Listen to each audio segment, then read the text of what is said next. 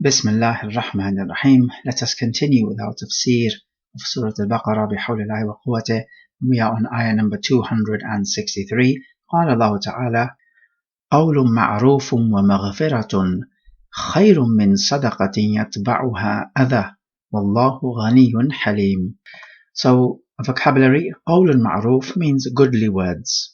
So everything which is deemed to be goodly in the Sharia and everything which is deemed to be goodly in the customs you're living in, as long as they do not contradict the text.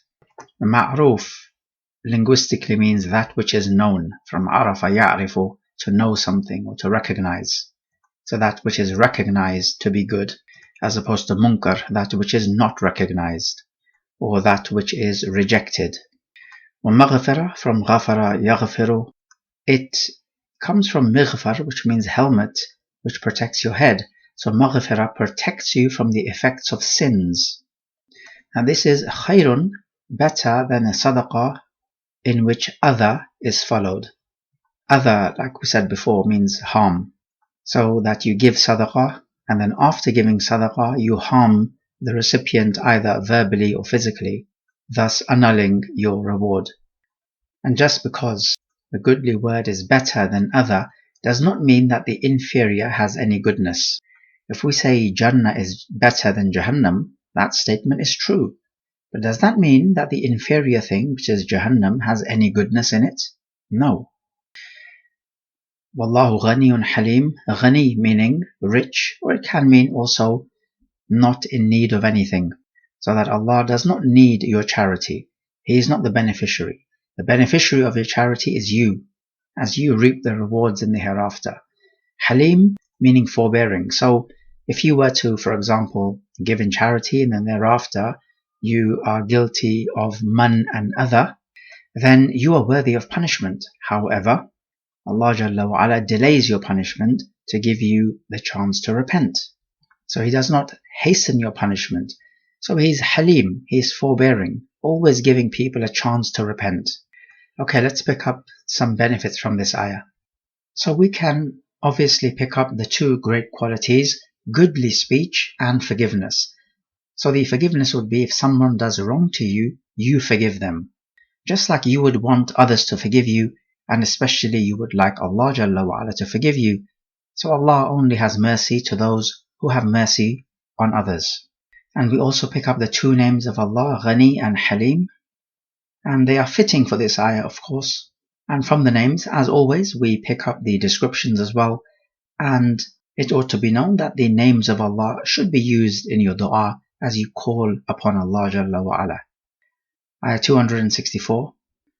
يا أيها الذين آمنوا لا تبطلوا صدقاتكم بالمن والأذى كالذي ينفق ماله رئاء الناس ولا يؤمن بالله واليوم الآخر فمثله كمثل صفوان عليه تراب فأصابه وابل فتركه صلدا لا يقدرون على شيء مما كسبوا والله لا يهدي القوم الكافرين.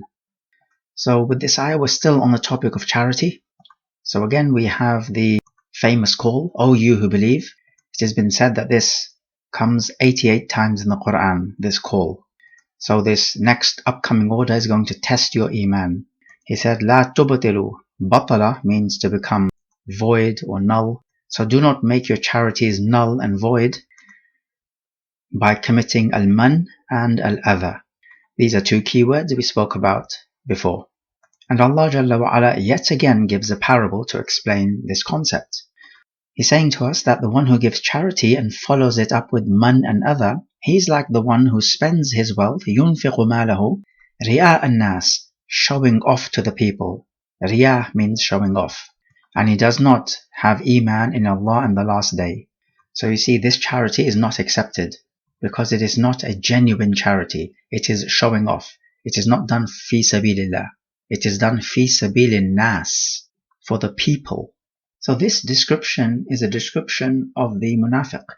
Also, just note that the other, the harm, can be done if you tell people that you gave such and such some money and some charity, and thereby that person, the recipient, is embarrassed. That is other. and definitely one of the major examples of adha, meaning harm or annoyance. Anyhow, this munafiq has a parable, as the ayah goes on to explain. His parable is like that of the Safwan, which means a rock. Alayhi turab, on it there is dust. فَأَصَابَهُ, then afflicts it. Wabil, a heavy downpour afflicts it. فَتَرَكَهُ salda, it leaves it. Salda, which means bare or plain. And he says that they are not able to do anything with what they have earned.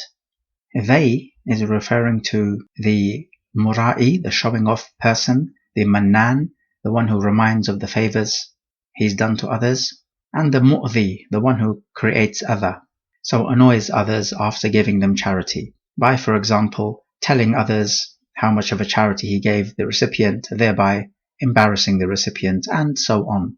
So these are a plural number of people. That's why the plural, the waw al-jama'ah, is used. يَقْدِرُونَ and kasabu.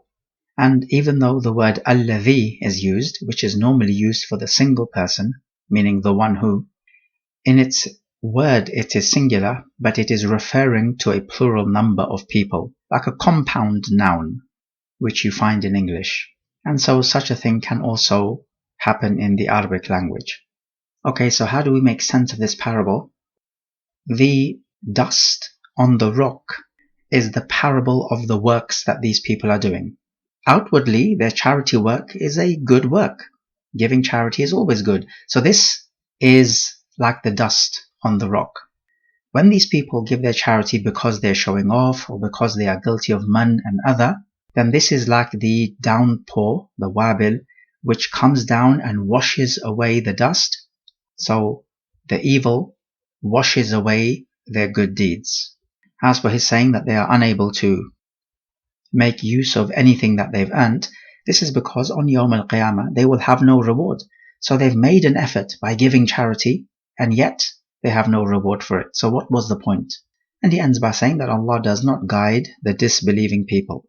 One might object here and say, but hang on a minute, there are many kuffar out there whom Allah does guide. They embrace the deen of Islam, yet they were kuffar before. Yet this ayah is saying that Allah does not guide the kafirin. So to reconcile, we say, when he says he does not guide the kafirin, he is talking about those people who are resolved on kufr and actively reject the ayat of Allah Jalla wa Ala. So such are the people whom Allah misguides. As he says, فَلَمَّا زَاغُوا أَزَاغَ اللَّهُ قُلُوبَهُمْ. When they deviated, Allah deviated their hearts. So such are people who are resolved on kufr, and they're just so deeply embedded in kufr, such that no sign from Allah Jalla wa Ala has any effect on their heart. Their hearts are impervious to the ayat of Allah. Such are people who will not be guided ever. Okay, let's reflect on this ayah. We find the dangers of al-man and adha. We also find the dangers of showing off, that they will completely ruin your reward and render your charity completely useless. And if that's the case, then we may conclude that man, adha and riya are major sins because a definitive and particular threat is issued. We also have supporting evidence. The Prophet said there are three whom Allah will not speak to on Yawm al-Qiyamah, nor look at, nor purify them from their sins, and they shall have a painful torment. And these three are the Mannan, the one who reminds people of the favors he's done to them as a one-up over them, and the Musbil, Izarahu, the one who drags his Izar on the ground, and also the one who sells his merchandise using a false oath. So clearly, these are all major sins, because just look at the threat that is issued. We yet again find the good teaching technique of striking parables to enhance understanding. We also find that if a person's heart is sealed, then Allah does not guide such a person. No one can guide him. Of course, Allah can guide kuffar, but those are kuffar whose hearts are not quite sealed. Even though initially they may be rejecting the deen, but eventually they will accept it because their hearts are not quite sealed.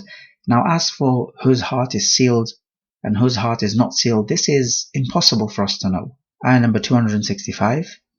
مثل الذين ينفقون أموالهم ابتغاء مرضات الله وتثبيتا من أنفسهم كمثل جنة بربوة أصابها وابل فآتت أكلها ضعفين فإن لم يصبها وابل فطل والله بما تعملون بصير. So we're still on the topic of giving charity, and we have another parable. So he's saying the mathal, the parable of the one who yunfiquna, spend, amwalahum, plural of mal, their wealth, ibtigha, from ibtigha yabtaghi, to seek, seeking the mardat, which means pleasure, from radiya yarda, means to be pleased, وَتَثْبِيتًا مِنْ أَنفُسِهِمْ. The verb ثَبَّتَ يُثَبِّتُ means to keep firm.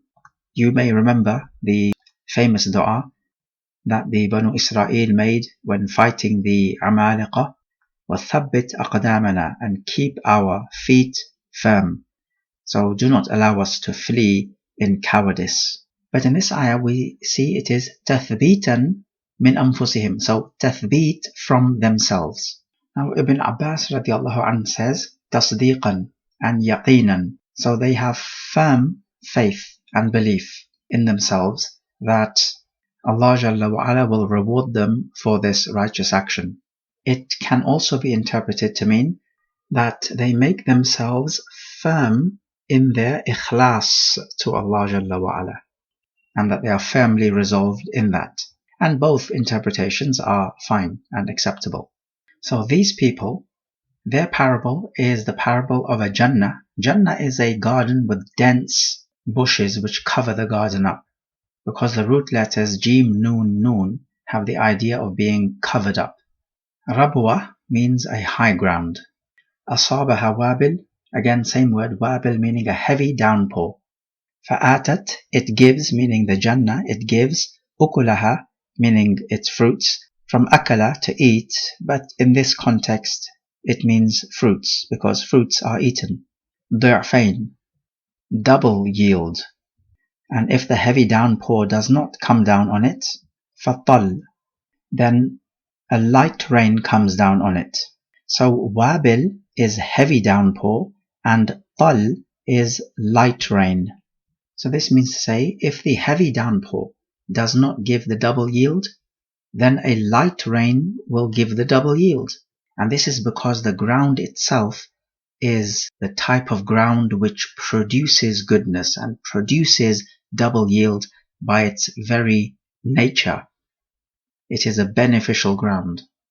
Also, what is the significance of the high ground? Because when you're on a high ground, you are exposed to the sun.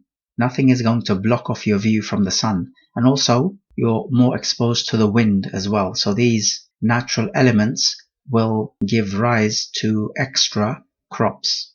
And so this Jannah, this garden, is likened to the person who gives the charity with full ikhlas. You, on the other hand, could say that the Jannah is being likened not to the man who is doing the action, but to the action itself. That is to say, the nafaqah, fi sabilillah. And he ends by saying that Allah sees what you do. Now, basir means seeing. There are two words, basar, which means a visual, that's from the eyes, and basira, which means an insight, that is knowledge. And Allah has both. He sees all things, that is basar, and He has insights into everything, that is basira. So let's reflect on this ayah. We immediately notice the balance in the Quran. In the previous ayah, Allah gave a parable to those who spoil their charity, and in this ayah, He gives a parable to those who reap the rewards of their charity. So look at the balance. Again, we take the same lesson that you give parables to help people understand. We see the importance of having the correct intention, that you're seeking the reward of Allah Jalla wa Ala. And if somebody says, but is that not just selfish? That you're actually doing this for yourself, not for Allah? We say, even if it's selfish, so what? Let it be selfish. It is righteous selfishness. It is a selfishness that Allah indeed encourages. So there cannot be anything wrong with such a selfishness. Rather, it's when you're selfish with regards to matters of this materialistic world, that is the wrong type of selfishness. We also take an aqidah point that Allah can be described with rida, pleasure. And like we've said before, as with all characteristics, we avoid the four major pitfalls which we have mentioned, which are takyif, tafweed, tamthil, and tahrif. And we can also take that with all these parables that we find in the Quran, there is a fiqhi link to all of this, in that there is evidence for qiyas, because a qiyas is making a parable between one ruling and the other. We pick up the beneficial nature of rain. It is blessed water, and Allah Jalla wa Ala calls it blessed water. وَأَنزَلْنَا مِنَ السَّمَاءِ مَاءً مُبَارَكًا فَأَنبَتْنَا بِهِ جَنَّاتٍ وَحَبَّ الْحَصِيدِ. We send down from the sky blessed water, that's the rain. We also take that if the location of the garden is an ideal one, then even a little amount of rainwater would suffice you. So we can take an agricultural point here, the location is vital. And finally, we may take that Allah sees all things, and this is a threat and an encouragement. A threat against those who do wrong, and an encouragement for those who do righteousness. Wallahu a'lam.